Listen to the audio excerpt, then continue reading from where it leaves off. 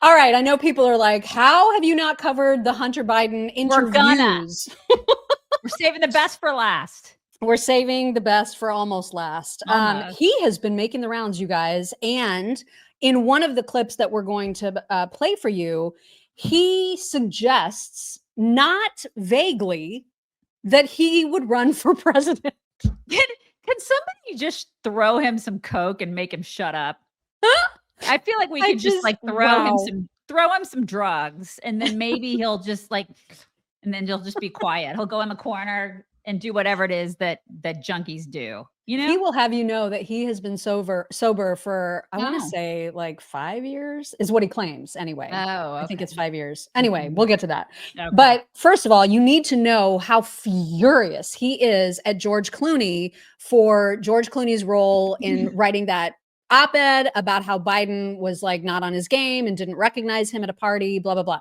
Very, very upset at George Clooney. Here is what he said. And I don't know, what is this guy? It's the Channel 5 with Andrew Callahan. I've never seen this guy before. It was a great interview. Greatest interview, though. Greatest interview. Just such a strange fellow doing the interviewing. But anyway, here is a clip of Hunter just going off, not just on George Clooney, but all kinds of people. But fuck him, fuck him, and everybody around him. I don't have to be fucking nice. Number one, I agree with Quentin Tarantino. Fucking George Clooney is not a fucking actor. He is a fucking, I don't know what he is. He's a brand. And by the way, and God bless him. You know what? He supposedly treats his friends really well. You know what I mean? Buys them things. And he's got a really great place in Lake Como. And he's great friends with Barack Obama. Fuck you. What do you have to do with fucking anything? Why do I have to fucking listen to you? What right do you have to step on a man who's given 52 years of his fucking life to the service of this country and decide that you, George Clooney, are going to take out basically a full-page ad in the fucking New York Times to me and James Carville, who hasn't run a race in 40 fucking years, and David Axelrod, who had one success in his political life, and that was Barack Obama. And that was because of Barack Obama, not because of fucking David Axelrod. Oh my God. I can't. He acts like he's contributed anything to society other than dick pics that nobody wanted to see, other than Harry Sisson. Don't forget the art. I mean, didn't he create art with his poo? Did I just make that up? Wasn't it his poo? Somebody accused him of doing that, but he like said in that same interview that was like a big fat lie. You guys, he blew art like through a tube or something. Blow art. I mean, I don't know exactly how that works. Contributed jack squat. He is like the biggest Nepo baby ever. He's a crackhead Nepo baby. Okay. Like to boot. And he acts like he's actually contributed to society. What a complete pathetic loser. He is such an encapsulation of the Democrat Party right now. Totally. He's like this pathetic loser that's just wanting so badly to be relevant still.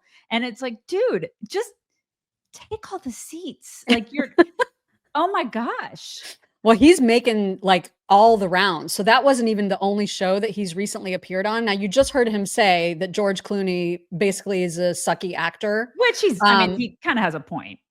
I think he's a decent actor. He is. I do agree with the fact that he is kind of like the same guy in every single movie. I do agree with that.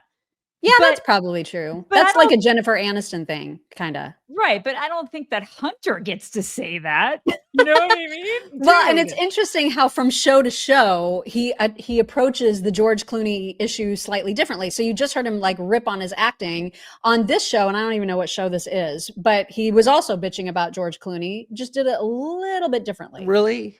Really, do you think in middle America, that woman that talked about, that voter in Green Bay, Wisconsin, gives a shit what George Clooney thinks about who she should vote for? And I'm not saying he's not a good Democrat. I'm not saying that he's not smart. I'm not saying that he's not a brilliant actor.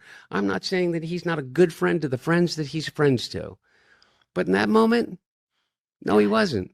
He didn't do the right thing.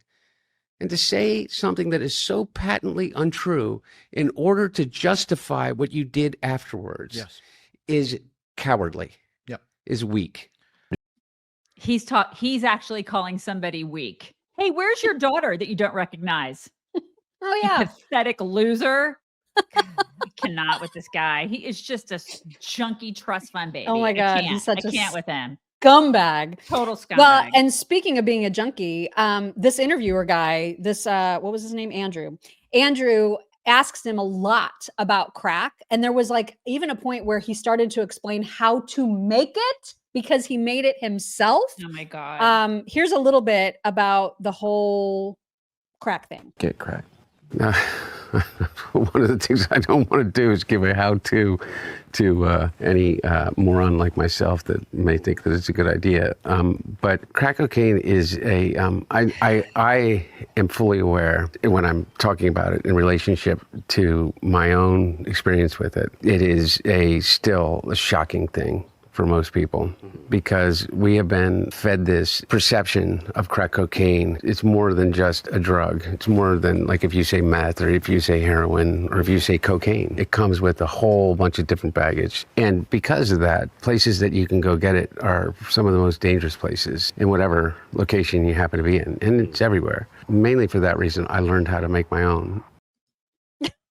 Debbie, So I just made it for myself. Debbie, he is crossing his legs like a Democrat man, you know? Yeah. It's like, that's just like that. It's like that. A tiny little, or an absence of the things of balls. No balls. Right. Right. Mm-hmm.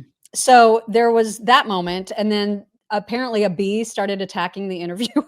So like Hunter joked about how he was just trying to ignore it, but also wanted to continue talking about crack. And then also suggested like that rumor from forever ago that birds are not real. Have you read, I'm going to pretend like you're not getting attacked by a bee right now. Hey, it's all right. Keep my train of thought. Without them, we would all just trying to, by the way, that's true too.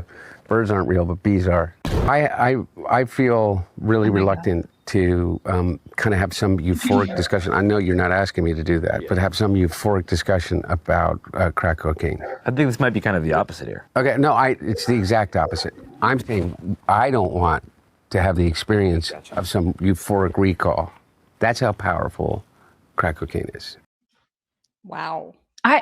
Keep talking. I hope that they allow this guy to just keep talking because he is just keep doing it because it's such a beautiful gift to the GOP. It is. I mean, the whole interview is extraordinary. Like almost too many clips to choose from. Yeah. But man, if you thought he was like cuss-tastic in that earlier one, when they started talking to him about Trump's immigration policies, oh my God, he lost his mind. But this is where you can start to hear later in the clip where he gives himself as an example. Well, when I run for president in 2, 3 4 years from now, this is what I would do. And then you're like, oh my God, he may be serious about that. Oh my God, I can't. I just love it. Check this out. Be like all these Democrats say, you have to talk about and realize that people are really upset about illegal immigration. Fuck you. How do you think your hotel room gets cleaned?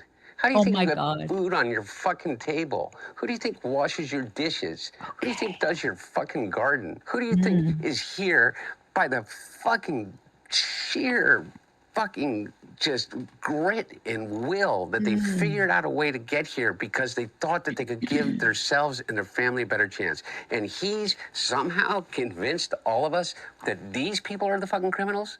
White men in America are 45 more times likely to commit a fucking violent crime than an immigrant. And the media says, well, you got David Axelrod and, Rahm fucking Emanuel. So fucking smart, Rahm Emanuel. He said, we got to understand that these people are really mad. And we got to appeal to these white voters.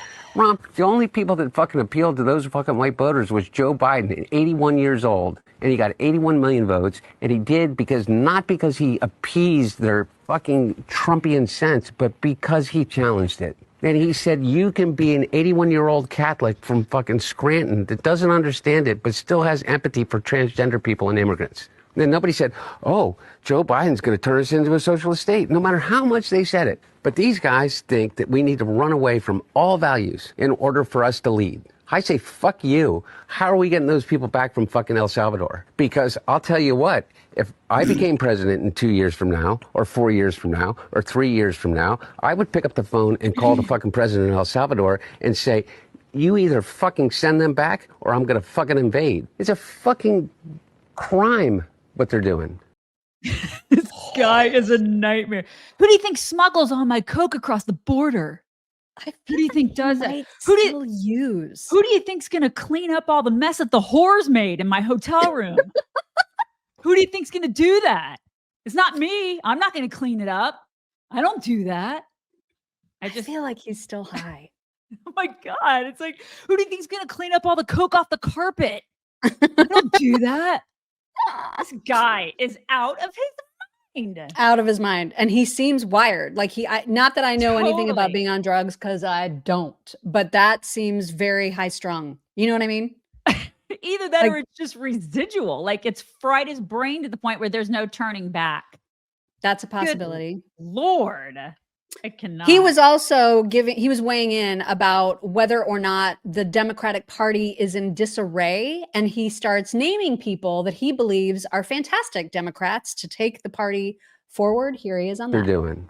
He's a fucking dictator thug. Bukele or Trump? Both. Think the Democratic Party's dead? No, I don't think the Democratic Party's dead. I think that there's some really incredible leaders in the Democratic Party.